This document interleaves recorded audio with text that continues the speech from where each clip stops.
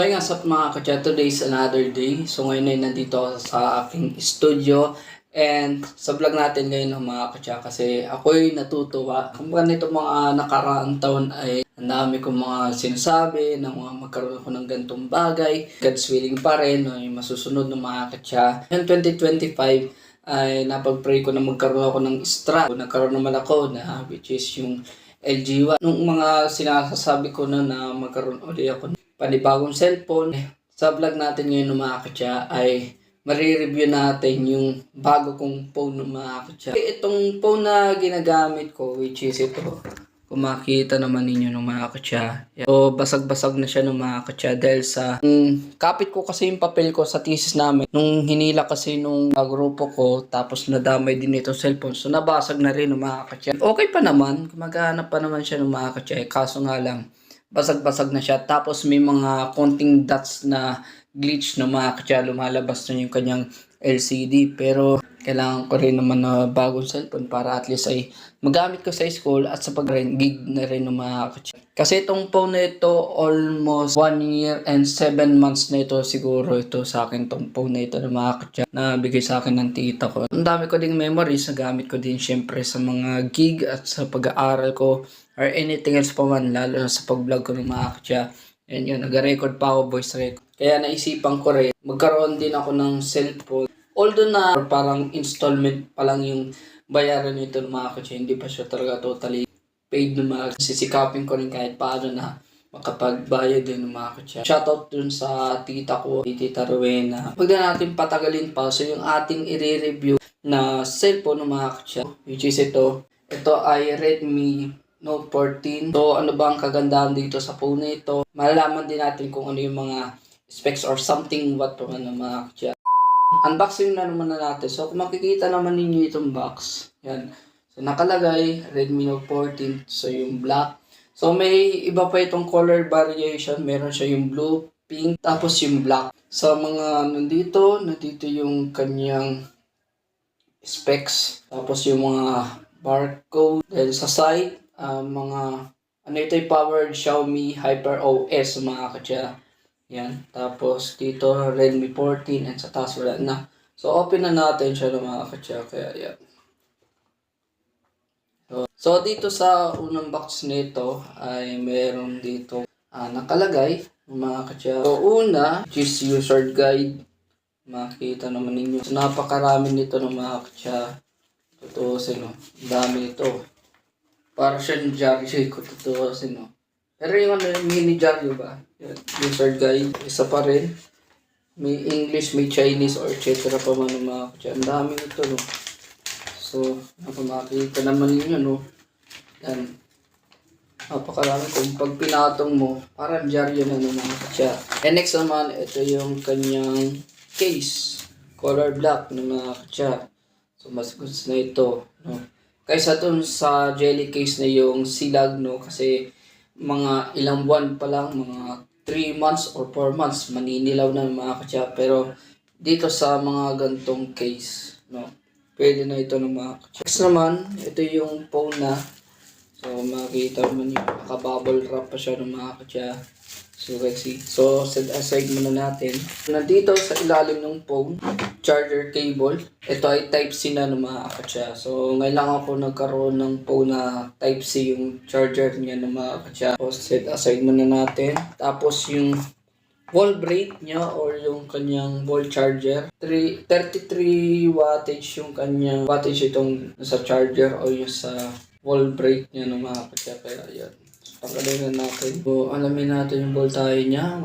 Input niya ay 100 to 240 volts. So, kapag nasira kasi yung charger mo, dapat same din yung bibiliin mong charger. Nasaan na ba yung kanyang? Hindi pwede mawala isang bagay na syempre kailangan din. Nandito pala, nakasingit din pala siya. Ang SIM injector ng mga katya, pinakang kailangan, the key. No, mga katya, para mabuksan natin yung SIM card and SD card slot ng mga katya. Huwag ninyo ito ibawala. So, punta na tayo dito sa phone. So, ito yung phone itself. Yan. Adik-tadik ako sa mga amoy na. And, yan, mga katya. So, yung specs nito ng mga katya, yung milliamps ng battery niya, 5,500 milliamps with 33 wattage turbo charging. Tapos media Tech Helio G99 Ultra. Tapos Corning Gorilla Glass. 120 GHz eye-care display. Tapos secure in-screen fingerprint sensor.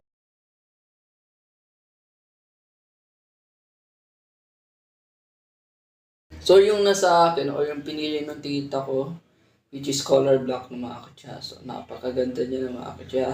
So yung nasa likod niya, tatlong camera, tapos isang flash, tapos isang camera with dito sa front, no? Sa taas nito, saksakan yung sa mga earphones, tapos sa baba, nandito yung sa SIM card slot o yung lagay ng slot, tapos yung sa Type-C charger, speaker grills dito pala. Then dito sa gilid ay volume, tapos yung power button niya ng mga katya. So naka-shutdown pa pala. So open natin ng mga katya. Yan. So okay na. Powered by Android ng mga katya. So yan, malalaman natin kung ano yung kagandahan dito sa phone na ito ng mga katya. So Xiaomi Hyper OS mga katya. Makikita ninyo. So okay na. So andyan na. Open na. So, sinet na kasi ito ng kapatid ko nung nasa Marikina. Kapag inopen natin siya, Spider-Man pa yung wallpaper. Pag inopen natin, yan. So, ito yung kanyang desktop, no? Pag swipe ko siya, ang smooth niya ng mga kachoko tutusin. Yan. Then, may mga naka-install na rin dito. Spotify, Facebook, TikTok, WPS, Shopee, may Lazada na rin, mga katsa. Then, ito ay connected sa Google ng mga katsa. Ito ay Redmi Note 14, Midnight Black. So, ito yung color niya. Yung pinili ng tita ko, 8GB RAM, yung RAM na. Tapos, 128GB ROM. Pero may isa ito na 256GB ROM ng mga katsa. Sa napapansin ko dito sa ko na ito, cellphone na ito, goods din siya ng mga katsa para sa open natin yung camera ng mga katsa. Sa camera niya, hindi siya malag.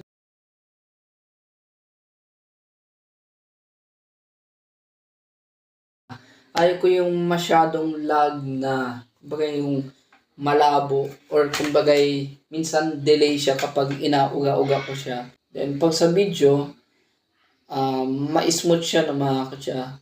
Yan, para sa akin, pag nakakita nyo.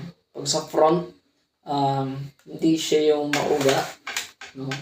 Sakto lang para sa akin. So, yung sa camera niya, meron siya yung sa video, syempre. Tapos photo, portrait, night. Then yung sa Morse, merong 108 MP para panorama, slow motion, dual video, time-lapse, and long expression. Mga kung makikita naman ninyo. Documents. Parang documents ito atin yung sa mga pag may mga kailangan or anything. And Pro na mga kung makikita naman ninyo. Yung sa video ang mas inaano ko kasi para magamit ko na siya for a content ang mga kung makikita naman ninyo. Yan.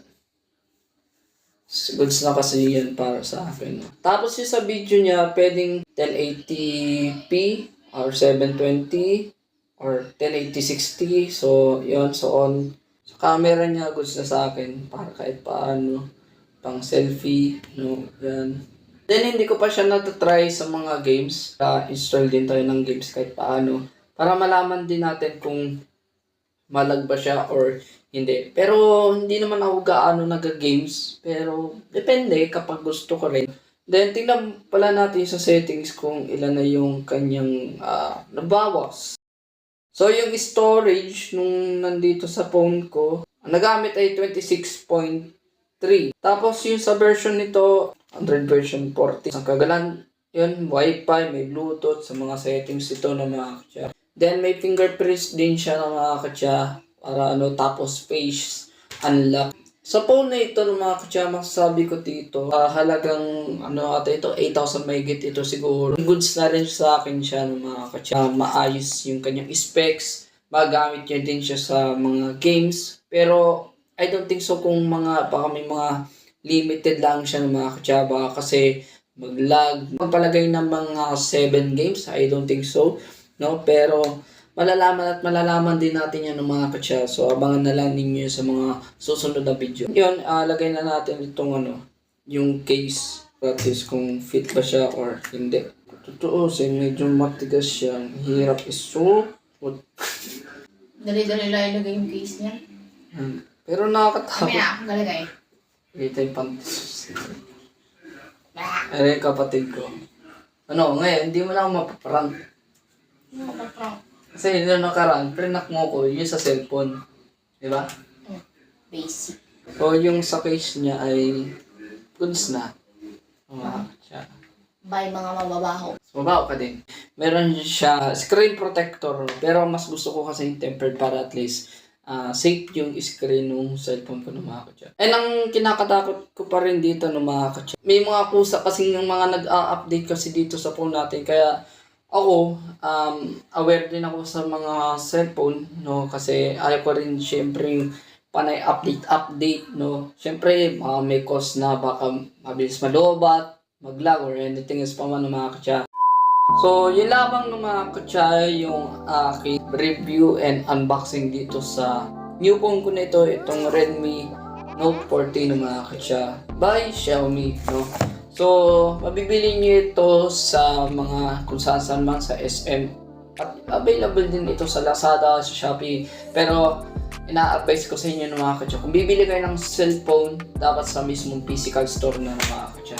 Para at least, for safetyness dun sa phone natin ng mga katsa. Iti-testing ko muna ito and sa mga susunod na video ko na lamang, yung sa mga gamings, yung sa sounds, and yung sa camera ng mga katsa. So kung may mga katanungan pa kayo about dito sa phone na ito ng mga katsa, comment lang kayo dito sa video na ito para at least ay malalaman ko rin kung ano yung mga sizing nyo or mga masabi nyo dito about dito sa phone na ito ng mga katsa.